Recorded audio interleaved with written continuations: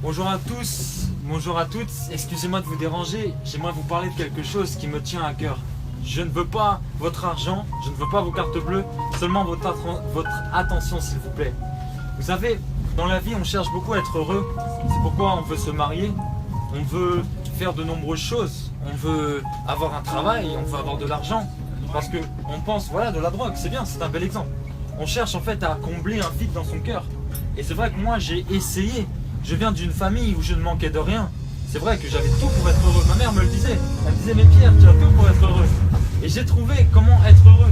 C'est pourquoi je viens vous le dire. Vous savez, moi je viens de France. Je viens de Nantes. C'est de l'extrémité de la France pour vous dire cela. Vous savez, le cœur de l'homme, il a un vide.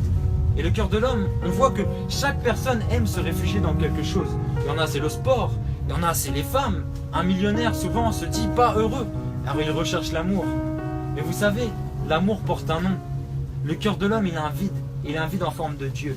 Ça pourra t'étonner, mais moi, Jésus a changé ma vie. Et je te présente pas une religion, pas du tout. Je te présente vraiment une intimité avec Dieu. Les prostituées, elles prient pour avoir des clients. C'est vrai. Moi, je peux prier pour que quelqu'un ait une bonne santé. En fait, nous prions tous. Mais qui a une réelle intimité avec Dieu? Lorsque tu respectes ton père et ta mère, sache que tu es agréable à Dieu. Lorsque tu aimes tes enfants, que tu honores ta femme. Vous savez, il y a un fléau, c'est qu'un homme ne veut jamais se marier, par peur de l'engagement. C'est ça qui est triste. Pourtant, le mariage honore la femme.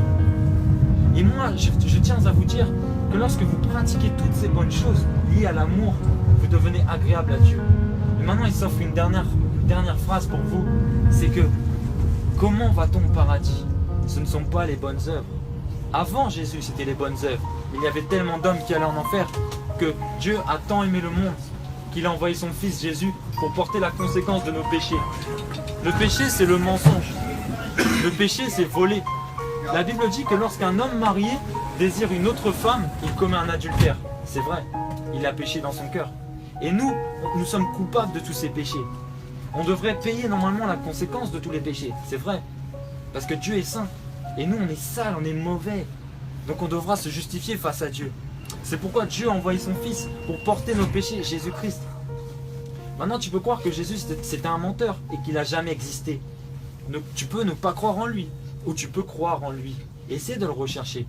Vous savez, Jésus, il n'a pas dit des choses compliquées. Il n'a pas dit, va à l'église, il n'a pas dit, va voir un prêtre, confesse tes péchés. Non, il a dit, aime ton prochain comme toi-même.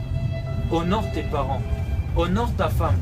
À l'école, si on t'insulte, au travail, si on t'insulte, ne réponds pas par le mal. Le mal, on aime bien répondre par le mal, mais l'amour triomphe. L'amour triomphe contre le mal. Vous savez, les femmes aussi, il y a quelque chose de très impressionnant, elles mettent des pommades. Mais ce n'est pas pour pas vieillir, c'est dans l'inconscience, c'est qu'elles ont peur de mourir. Parce que la vieillesse, ça c'est se rapprocher de la mort. Mais je tiens à te dire que lorsque tu meurs, ce n'est pas la fin de toute chose, c'est un commencement. Parce que tu as la vie éternelle ou la mort éternelle. Si tu veux la vie éternelle, accepte Jésus-Christ dans ta vie et tu verras qu'il va te surprendre. Pourquoi moi, à 21 ans, j'ai accepté Jésus? J'aurais pu aller en boîte de nuit, coucher avec différentes femmes. Mais j'ai compris que Jésus m'aimait et Jésus t'aime, Jésus t'appelle. Tu penses que c'est un hasard? Le hasard, c'est la forme que prend Dieu pour passer incognito. Ce n'est pas un slogan, j'ai une vraie relation avec Dieu. Ce n'est pas un hasard. Essaye de ne pas endurcir ton cœur, prends une décision. Si tu veux accepter Jésus, tu lui dis tout simplement, Jésus, je veux t'accepter dans ma vie. Je veux te demander pardon. Et tu peux passer pour un fou, je sais que je passe pour un fou. Pourtant j'ai toute ma tête, je suis diplômé. Donc essayez bien de réfléchir à tout ça et désolé du dérangement, que Dieu vous bénisse.